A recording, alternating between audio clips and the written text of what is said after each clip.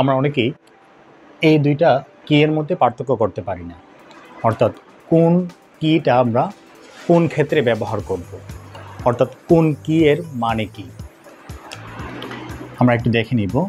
যেমন আমরা যদি এরকম বলি, তোমার নাম কি, তখন এর মানে হচ্ছে আমাকে আমার নামটি বলতে হবে। অর্থাৎ আমি বললাম রহিম। আবার যদি আমাকে এরকম কোশ্চেন করে, তোমার নাম কি রহিম, তার মানে এখানে আমার কাছে জানতে চাচ্ছে যে এটা ঠিক কিনা। আমি এখানে হে অথবা না দ্বারা উত্তরটি করতে পারবো। অর্থাৎ তাহলে আমরা দেখতে পাচ্ছি যে যদি কোনো প্রশ্নের আমরা এই কিটা ব্যবহার করি, তার মানে আমার উত্তরটি হবে হে বা না দ্বারা।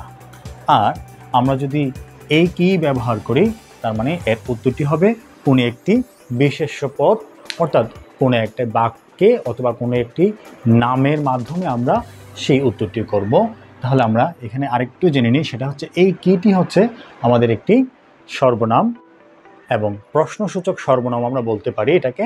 আজকে এই কি এবং কি এর দুইটার মধ্যে পার্থক্য বুঝতে পারলাম, কিন্তু বলার ক্ষেত্রে কিন্তু আমরা এই দুইটাকে একই রকম উচ্চারণ করতেছি, অর্থাৎ দুইটার উচ্চারণই রস্বই দিয়ে আমরা করতেছি, কিন্তু লেখার ক্ষেত্রে এর অর্থ এবং ব্যবহার দুইটাই কিন্তু ভিন্ন।